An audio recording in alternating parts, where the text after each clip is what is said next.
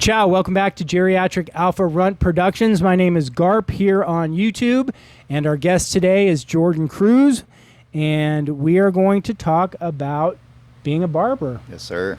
I always wanted to be a barber. I still, in the back of my mind, think that this is a great, what I'm doing here is a great way to run a barbershop. Absolutely. You could run like a sports collectibles barbershop. I think that people would absolutely lose their mind if they got to get their hair cut and look at some of the things. Like, just being in this room has been so eye-opening to what is achievable when it comes to what is your passion and what do you want around you. And I walked in this your studio, and my mind has just been blown. You have Thank you. I appreciate legitimately every coolest sport, the top of the athlete list all the way down, championship teams, championship human beings, and it's like this every square inch of this place is covered in history. And so I think that is one of the coolest things. And when it comes to,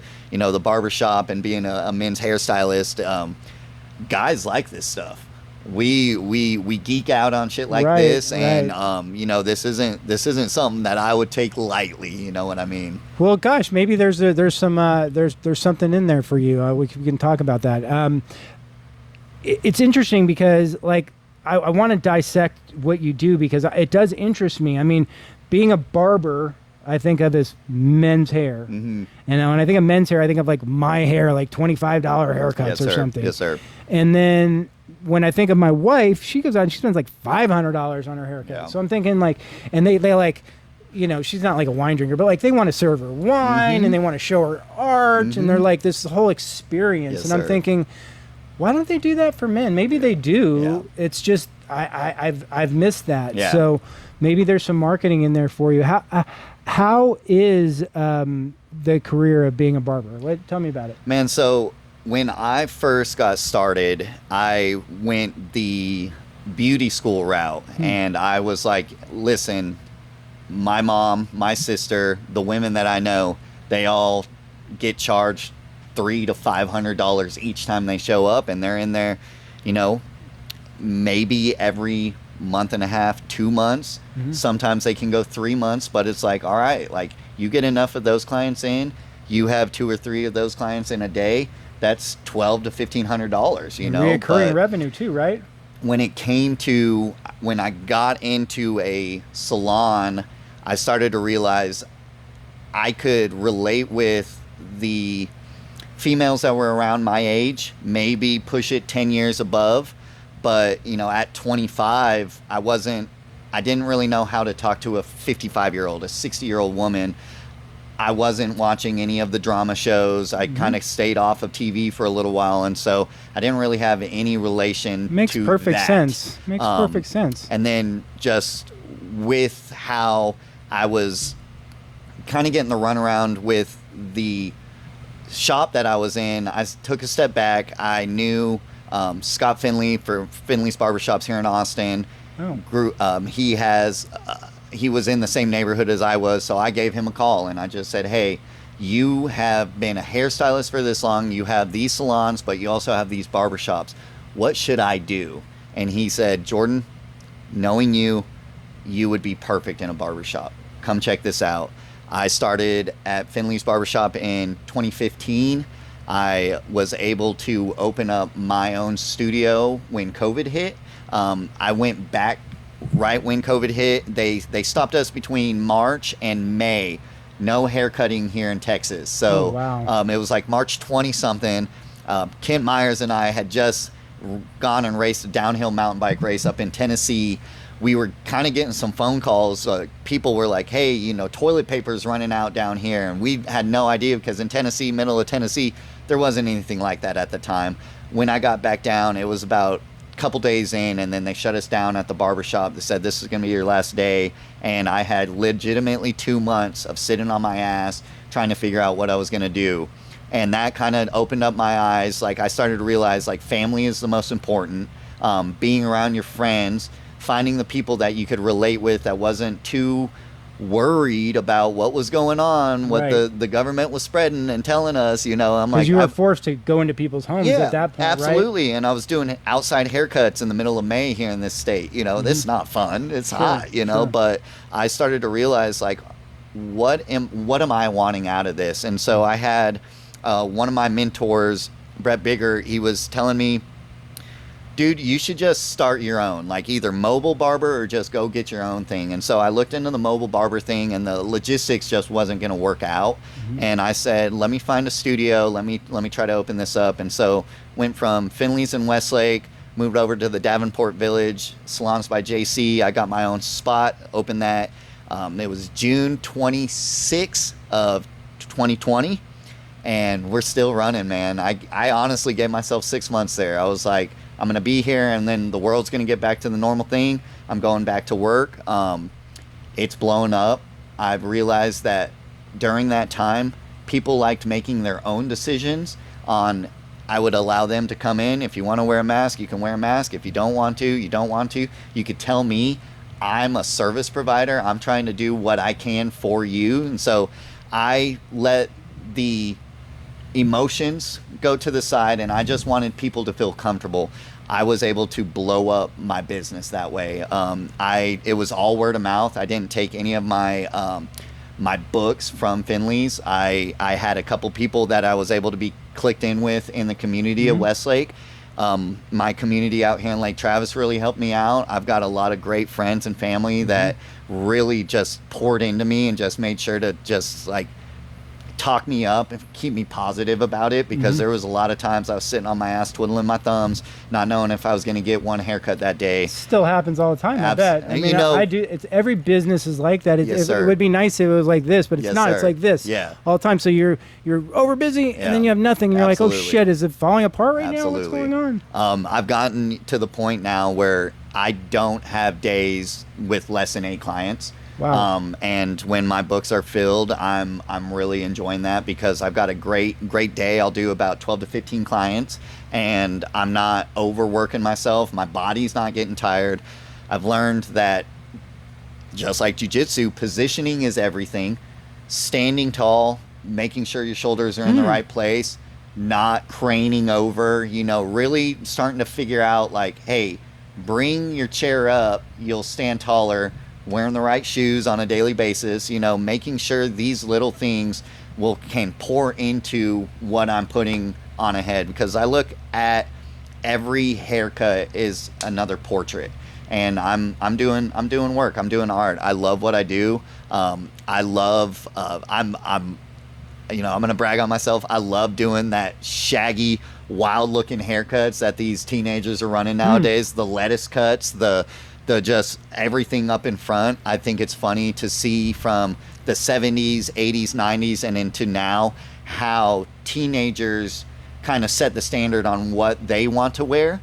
You know, I think in the 70s it was running out the back, you Right. know, and mullets. So it's all in front then, because that's what my son's Yeah. doing, dude. He's making me crazy with Lots of it's coming back. he wants to brush it all down in Yep. his face, Yep. and I'm like, you look ridiculous. You know, I think it's the college age that these kids, or even like senior year in high school, these guys are starting to realize, maybe I don't want it in my eyes all the time, you know, and they're starting to like get it shorter or push it up, you know.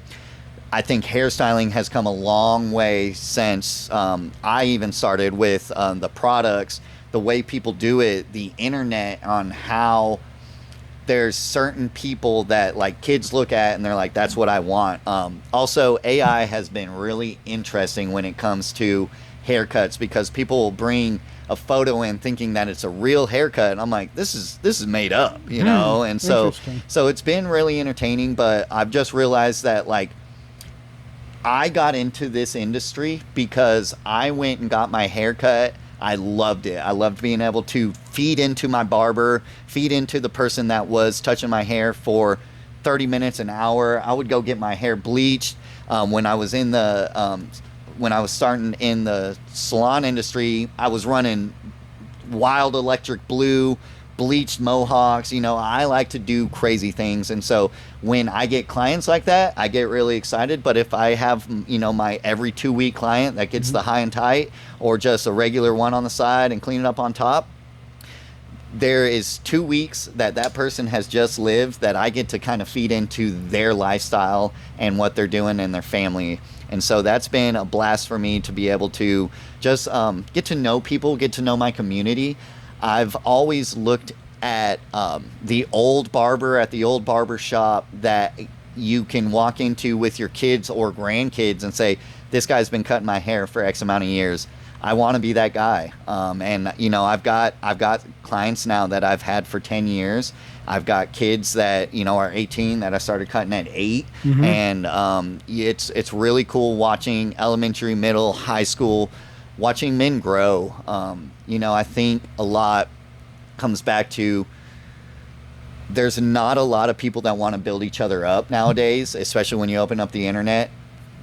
They want to tear you down, you know, and I think that having people in your life that remembers the things that are going on a weekly basis and can kind of touch base on those, the relationships, I'm dealing this with my mom and dad, and it's like, listen, everybody goes through that, you know, and so a lot of people call me like a behind the chair therapist. I was gonna say, I like for sure. Yeah, you get that half an hour to talk, man. Yeah. I think, you know, talking is one of my favorite things to do because you get to learn about people, and so many people have stories. Everybody has a story, and everybody's gone through something gnarly in their life. And so to be able to unwind people and kind of have a safe space for people to just come in and be themselves for 30 minutes once a month, man, like we all need that. Absolutely. And with being over in Davenport Village, I've been there before, but for people who are here in Austin, where that's at, it's on 360 at Westlake Boulevard. Yep. And there's like a Maudie's inside of that that complex, and then across the street is the giant church. Yep. So got Riverbend Church. Jack Allen's is on the corner. Okay, there you go. Another. There, I was looking for like a place as a reference point. So what we'll do is I'll post one of Jordan's cards on the interview here for anybody who wants to contact him and go in there and get a haircut. Maybe it's a good segue here where we could. You had mentioned how you kind of started working for yourself through the COVID, and it forced you to get out there and like hustle and do some different things. Absolutely. So, where do you see like everything at right now in business? I mean, being an entrepreneur, do you feel like things are moving in the right direction? It seemed like it was initially, but now there's a lot of unhappy people all of a sudden, like going on, and like specifically talking about politics. You know, there's all this stuff going on right now. So it's a hot time to be around the area. It really is. Yeah. It really is. And being like in anybody who's in business for themselves, they you know, there's a little bit of extra heat associated with the economy. And yes, the stock market's up, but there's just a lot of instability within the economy. Yes, we see this AI model that everybody's discussing, and like AI is going to take over. I mean, do you ever? I guess that's a first good point. Is AI ever going to infiltrate cutting hair? I think, you know, where some of these robotics are going. It's interesting. I was watching CES this year, and there was like one guy that had this wild looking helmet that you could put on your head and it would fade up the sides. When he took that thing off, there was just layers that weren't blended in, and as a hairstylist, talk about just cringeworthy. So, you know, I look back on the Flowbee that's been around for a long time, sure. and some people are still using that. You know, that's totally their choice, but you don't get to choose a haircut when it comes to that. You get what you get. It's one length all over, and that's what you're going to look like. I think where we're at is, you know, people like talking with people, Right. you know. You just finished telling us Yeah. that about your interaction as like part I of the think experience. I think that's a big one, and I think that people aren't going to jump into just wanting to sit down and let a robot touch their head, and like there's some sensitive headed human beings out there. There's some people that are okay with getting bashed around, getting nicked, getting cut by razor blades. It is a point for me to make sure that you are as comfortable as you can be in my chair, and I will make sure to reach the position where I can meet you in the middle to where it's going to be as comfortable as possible. You come in, you enjoy it, and you leave, and there's no question about what you're wanting with that. And I think, again, like, you can look at a robot or an AI model and say, I don't like this. They're not going to dissect exactly what you don't like about that. Well, it's kind of an interesting spot here then, because we talk about how people like you and they come to you and they talk with you and you cut their hair and they feel like you understand what the style is that they want. So as with any business, I mean, I'm in the construction business, but I realize that people sometimes want to know certain things about you. Like they'll make commentary about, something associated with immigration or Trump or something like in the sales call. And I'll pick up on that and I'll make a decision like, I don't want to share my politics with this person, or this person thinks like me. I can confide. I can get some brownie points. I can confide in them. I'm sure you must deal with that too, where you're kind of walking on eggshells sometimes. You don't want to piss somebody off. I think also that's been one of the major points of my life and opening up a business is understanding that not everybody's going to think my way, and that's okay. People come to me. I've been told.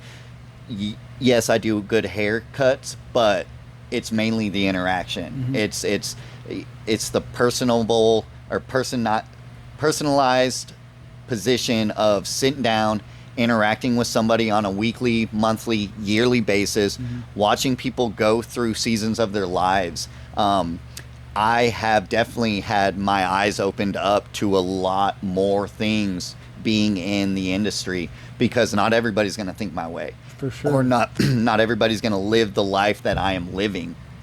But that doesn't mean that we're going to be different.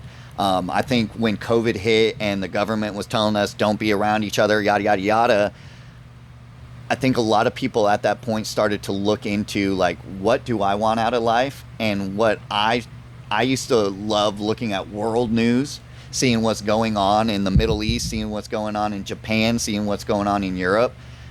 COVID made me focus, what's going on in Westlake? What's going on here in Austin? What's going on in my state, man? And it gave me the chance to really look and see, there's people in this area that, yes, these bigger points and bigger problems are influencing, but they're not influencing on a daily basis. And so then I started to really tie into what makes people happy, and listening to them. And because, again, man, everybody's got their story, their sports, their music, and I think that's an amazing thing about human beings is there's not just one walk of life. I don't just do white men's hair, as I'm in Westlake, a lot of people are like, oh, you just do this. Man, I've got every walk of life. It doesn't matter what median range household is coming in. I got people that'll drive in from Wimberley, Cedar Park, Fredericksburg. I've got dudes that are living in mansions, multi-million-dollar mansions right down the street, but everybody's chill. And this city, I know that you've seen. You can meet a guy wearing a white T-shirt, blue jeans, and flip-flops, and they own a multi-million-dollar company, but it doesn't define who they are. They are just wanting to be a good human being to one another, man. And I think that's given me a chance to really look into who do I want to be for the people that are around me. Am I a good man? Am I a good son? Am I a good fiance to my beautiful fiance? Am I a good brother? And I think really diving into those things, it's like I need to be better. I want to be better, and I think that jiu-jitsu has helped me work a lot of that stuff out on am I really angry at a situation, or do I just not understand it? You know, I think that we know that like less educated doesn't make anybody feel more comfortable. You know, being more educated on more things, it's like, all right, I can meet you in the middle, or I can try to extend myself as much as I can and still hold on to the beliefs that I believe in. They say that politics and religion are the two things that you should always stay away from, and it's like, but if you, they can also be the best conversations. Absolutely. You know, it's like I learned just in the precursor with you that you're into the Christian religion. Yes, sir. And I did not know that about you. In looking at you, I wouldn't have pegged you as a religious person. You know what I mean? Yeah. So tell me about that. Did that start as a child, or is that something that came on later? Yes, sir. It started as a child. My mom and dad, especially my mom, we moved here in 1994, and my dad got us into racing BMX in 1995 at Capital City BMX up in Round Rock. Cool. And I was going to I guess a Montessori school before I got into kindergarten out here, and got to meet some of our best friends, the Bland family, Joe and Barbara, and then my buddies Colin and Cole. My dad and Joe started talking, and my dad's like, I want to get my boys into racing. And so we all started racing BMX together, and that became, 95 to 99. But while we were doing that, Joe and Barbara were going to a church up in Round Rock called New Hope. My mom got tied in. I remember my dad accepted Christ when I was about 7 years old, and ever since then I've been a believer in Jesus Christ. And I strayed away from the church between the time I was 18 till I was about 24, 25. I would show up for my mom on, Mother's Day, Easter, and Christmas. But other than that, I was as far away from that as possible. Those were some rough years. Those were some years that I was chasing a lot of bad things, chasing a lot of bad people, putting myself in really shitty relationships. And I just realized that I was getting burnt out. And so it started to lead me back into going to church. But I think COVID is the one thing that I was like, they shut church down. It was the first time in my life that I had ever heard like, oh, church isn't going on. You're talking about a place that was open 7 days a week, anytime I could walk in there or call somebody. And now we're doing this over the internet, Zoom, like I think that really started to push me back into like, what am I wanting out of my life? And the relationships that I've been able to have built and foster through church has been, one of those things. I looked at some of the guys at church, 18 to 24, man, like, yeah, these guys are dedicated, but it's not the lifestyle that I want to perceive. I'm cool. I race motocross. I do action sports. I got tattoos. I'm not going to be like these guys. What was that, and what was that pushback, and then I started to realize, oh, you don't want to be a stand-up human being that ties into people and isn't trying to be more than they are wanting to be. And I realized that, man, I could legitimately be myself, be happy-go-lucky, be personable, and I don't have to portray some badass, because I don't have that stature. Even though I have tattoos, it's not going to make me a cool guy. I've realized that, like, it doesn't matter what you look like or who you are or what you were at yesterday. You can always change, and you can always accept Jesus into your heart. And it's a lifestyle that I've realized that, like, it's let me let go of the baggage, the train of emotions that I just was pulling with me everywhere I was going. I don't have to live that way anymore. I'm lighthearted. I love my God. I love the people around me. I don't dislike anybody else that believes in something else or don't believe at all. But I do believe that at a certain point of my life, I could not keep going without Jesus. That's strong.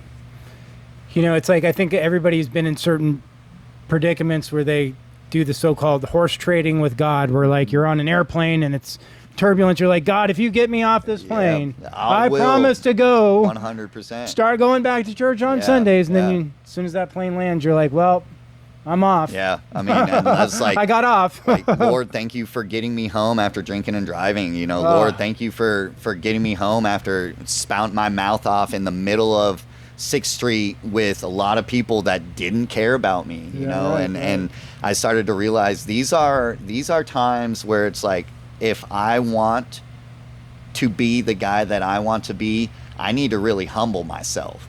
And so, you know, just I feel as I got into jiu-jitsu, it's let me dive even deeper into my religion and my belief, because jiu-jitsu's been giving me a chance to work some things out in my day-to-day that the church, like I wasn't getting that at the church, and not that they were lacking, but for me, I wouldn't put myself out fully to some of the people in church. I want them to perceive me in a certain way. But then I realized I'm not going to make friends this way, you know, and being vulnerable has been one of the best things for me, ego-wise. And talk about being vulnerable on the jiu-jitsu mats. It's like I'm on my back. I can't breathe anymore. I've got somebody smashing me down, but am I dying? And I'm not. Like, and then it's like, all right, a little bit of hip movements, you know, hip escape, frame, shield, and I can frame shield in my life now on a lot of different relationships. Boundaries have become a mainstay in a lot of my things in the last 2 years, because I have been able to tie my world of jiu-jitsu and Christianity together, and understanding that, like, Jesus was prosecuted for just speaking the truth that he believed in. And if I can't walk around and just be truthful with myself, how do I make relationships and dive into other people's lives? So it's been able to really humble me and bring me back to earth, and just understand that, like, nobody's perfect, but I know what I want out of life, and I'm going for it now. Right. And I love hearing people not afraid to talk about it, because I know for me, I found my religion through my 12-step AA program. And it's very personal, though. You know, it's like I find that I don't like to open up to a lot of people about it, because I like this higher power thing is very personal to me. Sir. And I found like when people want to talk about God and stuff, it's hard for me to hear about someone else's God, because it's like very, I mean, like, this sounds so hypocritical, but sometimes when people are too God, and they're like hitting that Bible and stuff, and I'm just like, oh, that turns me off. And I want to believe, and I want to be a part of, but like, it's too much for me, like, sometimes. And so, you know, I just love to hear about people's faith, and it, like, especially someone like yourself, who I didn't even know had a strong faith. Last thing I wanted to ask you about today was the BMX stuff. I mean, we briefly talked about action sports, but BMX, I mean, God, I just grew up with the BMX stuff. So you were racing BMX bikes? Yes, sir. So 1995 to 99, we were racing BMX. What kind of bikes? You know, I think we were, you know, at the time we were, man, I'm like little bikes, right? I was 5 to 9 years old, but it's Schwinn. We're Specialized. We are sponsored by Specialized. One of the biggest things, you know, one of my main drivers in almost anything I've ever done has been my dad. You know, I look up to him so much, man. My dad is so freaking cool, and he's able to just stay humble about a lot of things. And so he's been able, watching him build the relationships made me want to dive deeper into relationships. We've met so many badass people through the years from the BMX community that sprouted into hundreds of different things. I've got buddies that are pro BMX riders, like Chase Hawk, can go and win X Games. One of the smoothest riders in the world, can just throw down on a BMX bike, but is just a very humble, badass dude. My brother got into taking photos right around the time. I was late teenager into the early 20s when we were riding BMX, and we got into racing motocross early on too. I think 99 to about 2008, 2009, I was racing motocross, and it was almost every single weekend, other than like during the summer times. My dad's like, we're going out on the lake. We're not going to be at the motocross track getting dusty and sweaty, but there would be some night races we'd be able to do throughout the year or throughout the summertime. But met a lot of mountain bike and BMX guys that were going into the moto. My moto family, I mean, every one of my best friends are still the guys that I met through motocross. It was such a cool sport. It was dangerous.